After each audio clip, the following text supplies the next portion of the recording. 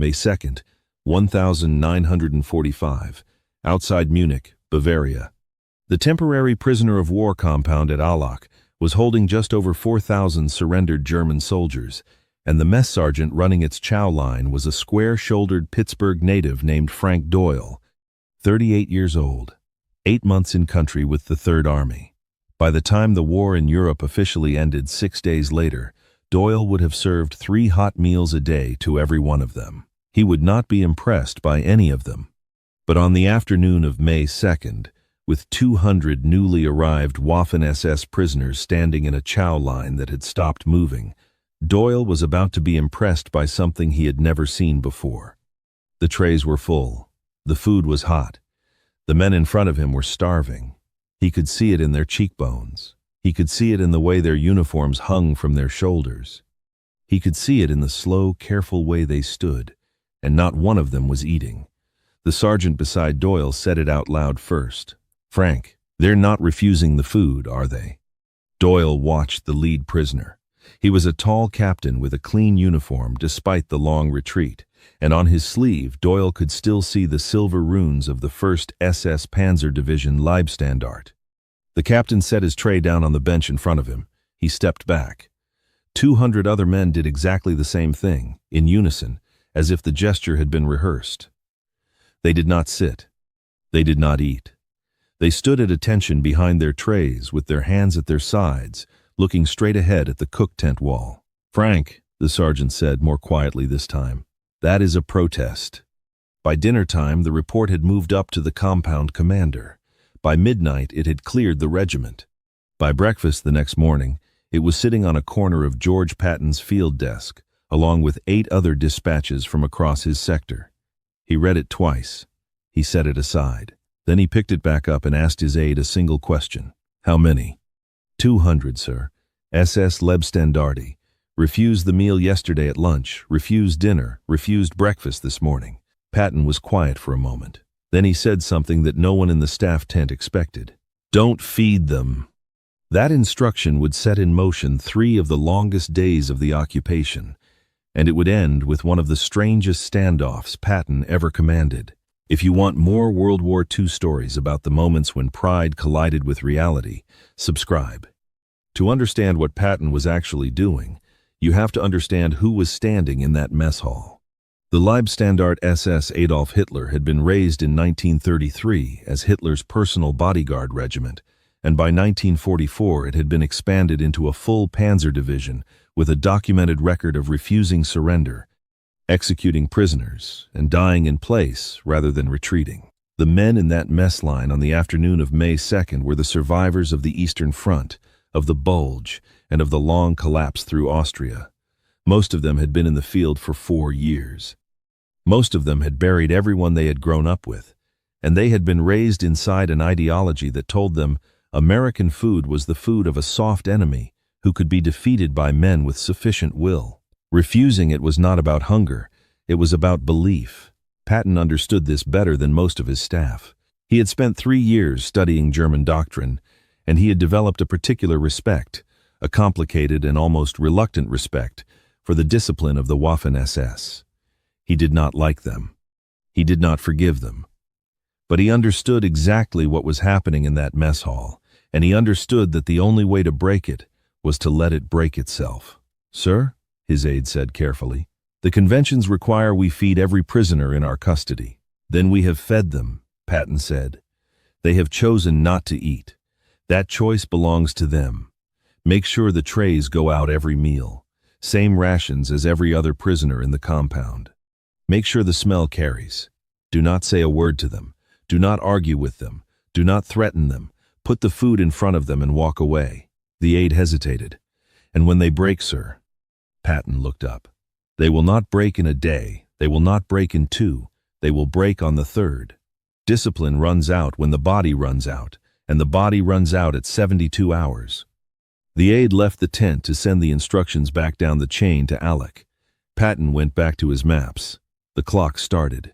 Down at the compound, when the order came through, the camp commander read it twice and put it on his desk.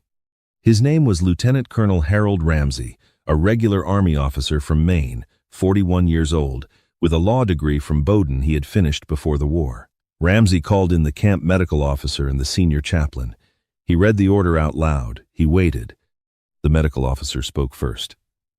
"Sir, I want to put on the record that this is, by every reading I can give it, a Geneva violation." "Noted," Ramsey said. "For the record. For the record." The chaplain, a Methodist named Lieutenant Carl Fisher from Indianapolis, did not say anything for a moment.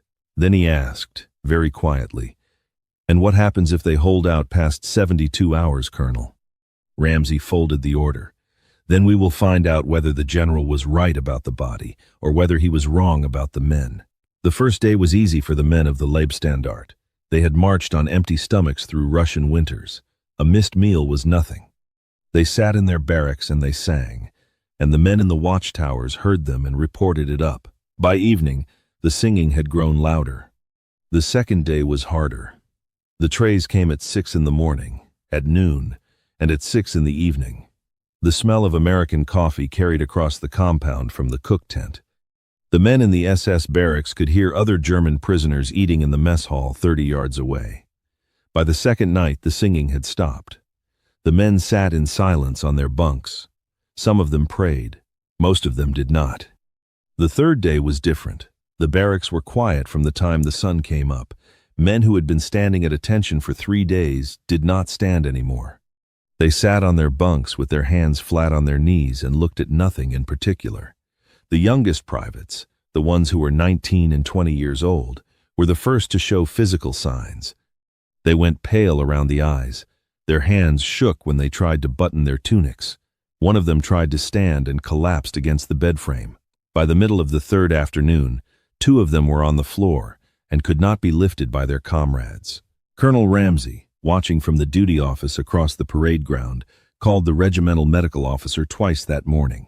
The medical officer drove down from headquarters and went into the SS barracks himself, against protocol, and took the pulse of the 2 men on the floor. He came back out and gave Ramsey a short medical opinion in writing. Both men were inside 90 minutes of needing intravenous fluids. If the standoff continued past sundown, he would not guarantee both of them would survive it. Ramsey read the opinion. He folded it. He picked up the field telephone and called Third Army. That was when Patton's jeep pulled up to the front gate of the Alash compound. He walked into the SS barracks alone, without his aide, wearing his combat uniform and his helmet with the 4 silver stars.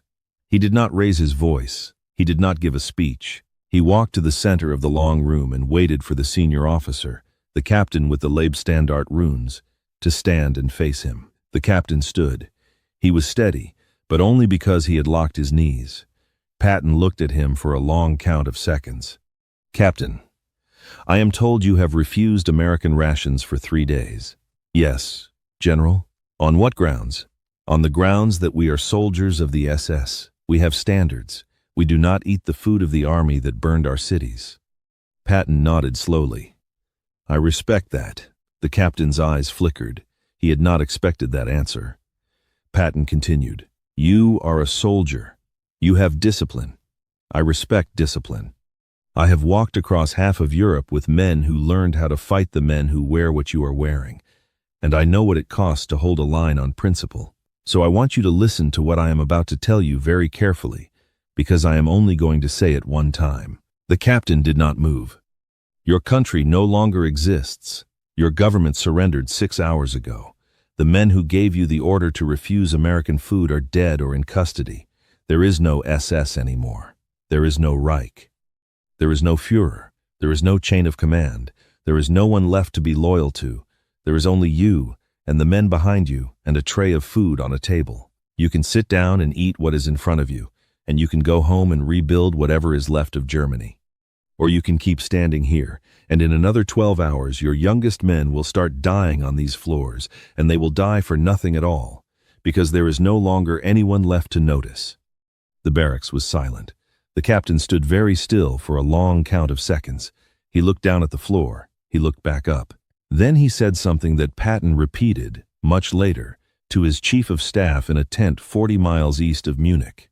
He said it because it was the only thing he had ever heard a Waffen-SS officer say that genuinely surprised him. "General, if we eat, Will you tell our families we did not break for hunger? We broke because there was no Germany left to starve for. Patton did not answer for a long moment. Then he said, very quietly, I will tell them you ate when there was nothing left to fight for, which is what soldiers do. The captain sat down. He pulled the tray toward him. 200 men behind him sat down at the same time, in the same unison they had stood up in 3 days earlier, and they ate. They ate slowly, the way starving men have to eat. Some of them stopped halfway through their first plate because their stomachs had shrunk too far. The youngest privates, the ones who had been on the floor, were brought trays at their bunks. The medical officer moved among them with a clipboard and a canteen, checking pulses and offering small sips of water between bites. None of the men spoke. The only sound in the barracks for the next 40 minutes was the sound of metal forks on metal trays and the slow, careful breathing of 200 soldiers eating a meal they had been told all their lives they would never accept. Patton did not stay to watch. He walked back to his jeep and drove east toward the next problem on his sector, which was waiting for him in a different tent at a different headquarters. He did not enter the incident in his diary. He did not write it into any report. He did not give it a name.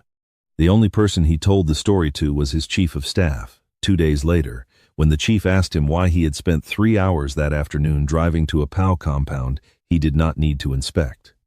Because pride is the last thing a defeated army has left, Patton said. And someone has to be standing there when they put it down. The chief of staff wrote that line down in his own notebook that night, alone in his tent, and underlined it twice. He kept the notebook in his footlocker for the rest of the war and brought it home to Boston in 1946. After his death in 1972, his daughter donated it to a small military museum outside Worcester, where it sits today behind glass, open to the page where her father had underlined those 2 sentences with a fountain pen. The Leibstandarte captain was processed as a regular prisoner of war the following week. He returned to Germany in 1948. He worked the rest of his life in a small machine shop outside Stuttgart, and he never spoke publicly about the war. He raised 2 sons. He never told either of them that he had once stood in a mess hall outside Munich for 3 days without eating, and that an American 4-star general had walked into his barracks alone and told him there was no Germany left to starve for. But when his oldest son was cleaning out the machine shop after the old man's funeral in the spring of 1989, he found a small tin box in the top drawer of the workbench. The box had not been opened in decades. Inside the box was a folded square of waxy American mess hall paper, the kind that had once been used to wrap field rations, with 2 words written across it in faded pencil in a hand the son did not recognize. The 2 words were, "You ate." If you had been one of those men standing behind a tray of American food, with 3 days of hunger in your bones and the last of an ideology in your head, what would have made you sit down? Tell us in the comments. And if you want more World War II stories about the small moments inside the largest war in history, subscribe.